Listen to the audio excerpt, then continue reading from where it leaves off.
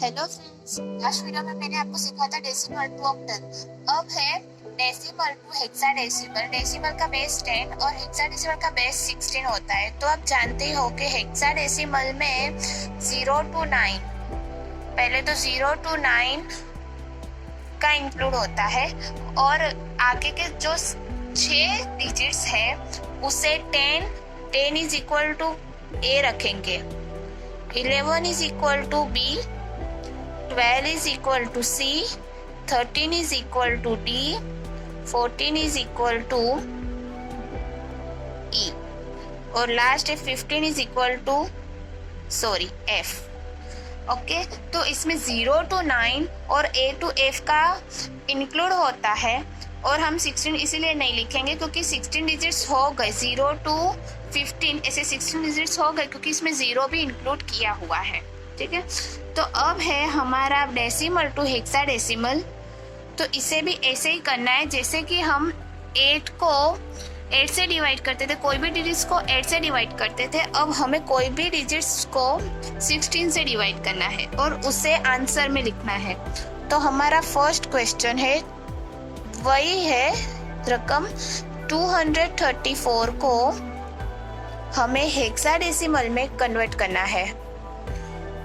तो 234 को हम हेक्सा में कन्वर्ट करेंगे।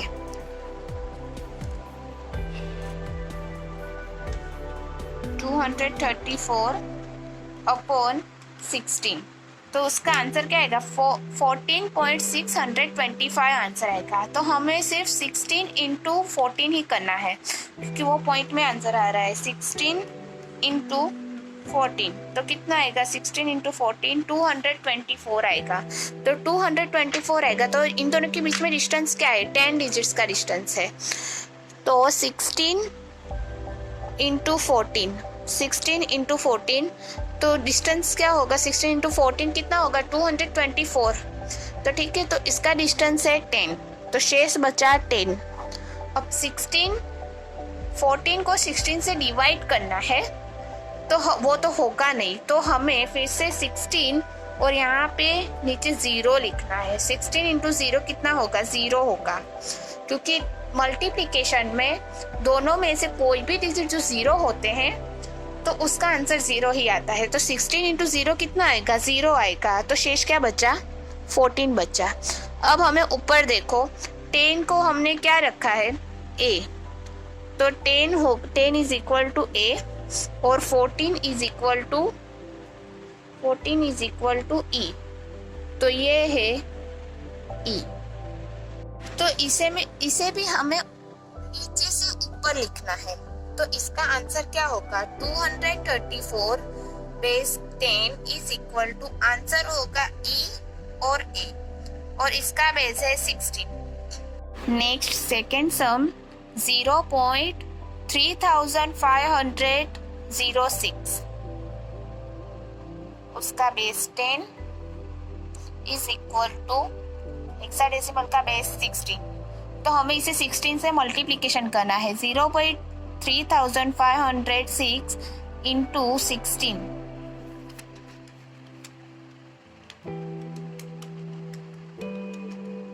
आंसर आएगा 5.6096। 5.6096।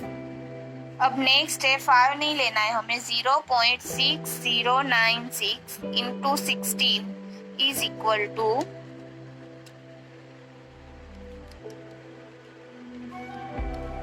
इसका आंसर है 9.7536।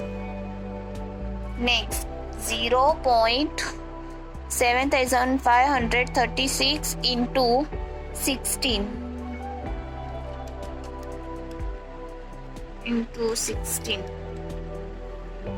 12.0576। अब ऐसे ही ऊपर से नीचे इसका आंसर है 0.3506 बेस 10 इज इक्वल टू 5912। देखो 5 और 9 तो आ गए पर हमें 12 नहीं लिखना है। 12 की जगह क्या आएगा? 12 की जगह आएगा C। तो तो हम 12 नहीं लिखेंगे, सॉरी 5 9 C उसका base 16। Next sum 672.151 10 is equal to 60। 672 को 16 से मल्टीप्लीकेशन, 16 इंटू 42 तो 672 हो गए, तो इसका शेष 0। 16 इंटू 2 32 तो इसका बेस इसका शेष 10 बचा। 6 इंटू 2 तो 32 होगा, 42 में से 32 माइनस करेंगे तो शेष 10 बचेगा। 6 इंटू 0 2, ऊपर से नीचे, सॉरी नीचे से ऊपर।